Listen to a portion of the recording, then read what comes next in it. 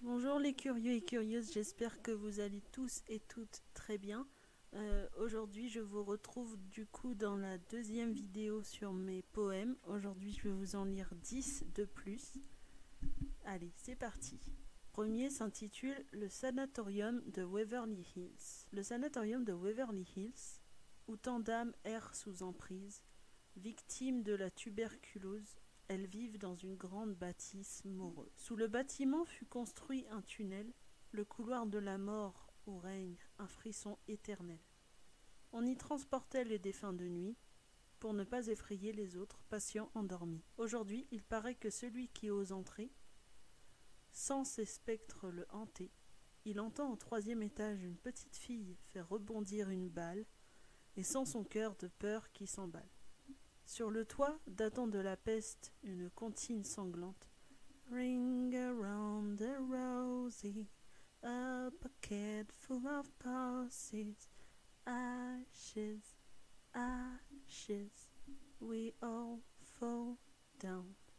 Vous rend les jambes toutes tremblantes. Je vous parlerai un peu plus du sanatorium de Waverly Hills dans une vidéo et vous raconter un peu plus l'histoire de cette comptine. Deuxième poème. La vie n'est que musique. La vie est une grande partition dont nous sommes les notes. Notre naissance, c'est l'horizon, d'où s'éveillent les sons que le vent rapporte. La vie n'est que musique. Passion, déraison, harmonie. Avant que ne s'achève cette existence énergique, il faut en profiter à tout prix. Vole, petit aigle, au-delà des mesures, ne te soucie pas de ton immense envergure. Tu es beau comme la douce mélodie qui fait vibrer mes tympans. Vole mon enfant et chante la vie. Troisième poème, le stress. Et ça, j'en suis une immense sujette. Le stress, c'est quelque chose de bien chiant. Le stress est un fléau qui nous enferme à l'étroit dans son étau. Nous cherchons en vain comment lutter, mais il n'a aucune pitié. Le stress a envahi nos esprits, il fait partie de nos vies. Le stress est impitoyable, et sa force est incomparable. Stress, tu me fais mal, et je sens monter en moi ton râle. Tu m'emplis de désespoir, pour m'enchaîner et crier victoire.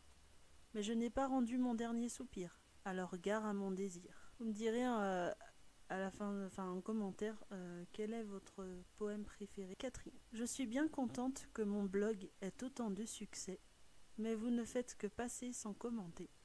Faites-moi l'honneur, s'il vous plaît, et je vous l'assure, vous en serez remercié. J'ai besoin de vos avis pour continuer, rien ne me ferait le plus plaisir, et n'hésitez pas, faites tourner, car plein de joie, je désire. J'aime beaucoup celui-ci, et puis c'est un peu la même chose pour ma chaîne, si vous voulez commenter, n'hésitez pas à vous abonner, je le demande jamais, mais n'hésitez pas à rejoindre la famille des curieux et des curieuses, et parce que j'ai plein d'idées de vidéos pour vous divertir, pour vous partager plein de trucs, et voilà. Et si vous avez des questions, des demandes de conseils ou autres, des vidéos que vous voudriez que je fasse, et ben dites-le moi, n'hésitez pas. Cinquième, le lycanthrope.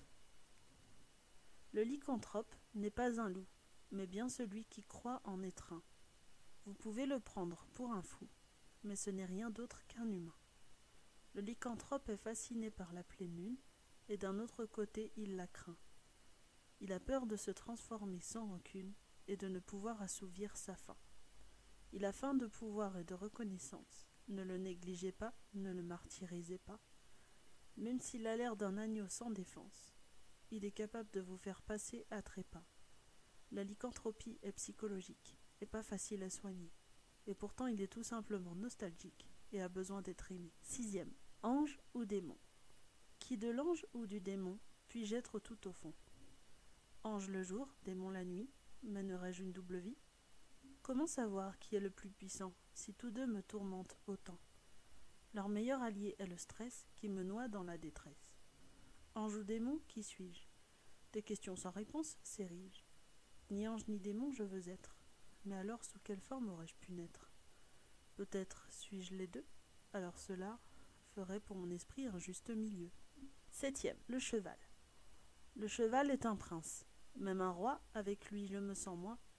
Le cheval est plein de noblesse, éclatant d'une beauté sans paresse. Quel animal généreux, le cheval. Il donne de sa personne dans toute cavale. À la guerre comme quotidiennement, son courage ne faiblit aucunement. Certains disent que le cheval ne sert à rien, mais sans lui aurions-nous pu partir loin? Aurions-nous pu batailler contre l'ennemi? De toute grande circonstance, il fait partie. Sans lui, je suis perdu à jamais. C'est mon ami et ma paix. 8. Mon animal favori, le tigre. Au fond de moi dort un prince. Il règne sur la jungle de mon cœur, sur les trésors de la province, que forment mes ardeurs. Ce prince, c'est le tigre.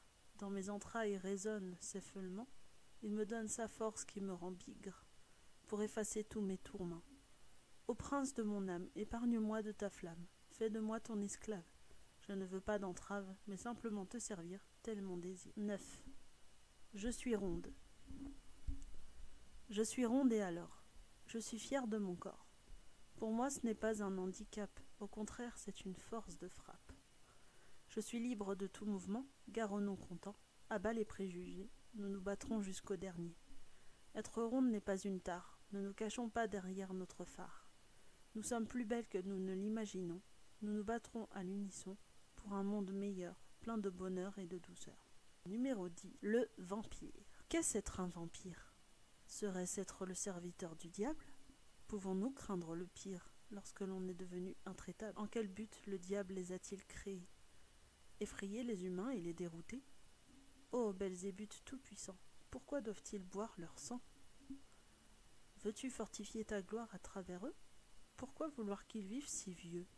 Les forcer à errer dans la solitude, durant l'éternité sans gratitude? Ô impitoyable Lucifer, libère-les de cet enfer. Voilà les 10 poèmes du jour. Dimanche prochain, je vous ferai les 10 poèmes suivants. Donc ça commencera par le poème sur Ficelle, mon petit chat adoré qui est décédé il y a quelques mois. Et je vous en avais déjà parlé, j'avais même fait une lettre pour elle dans une vidéo précédente, enfin dans une autre vidéo, et dans une vidéo antérieure. Et puis voilà, j'espère que ça vous a plu. Dites-moi en commentaire quel est votre poème préféré et pourquoi.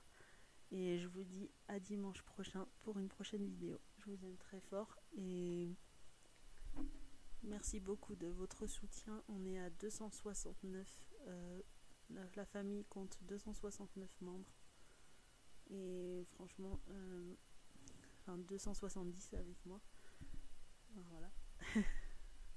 La famille s'est agrandie et ça grandit de jour en jour. Et pour ça, je vous en remercie profondément de tout mon cœur.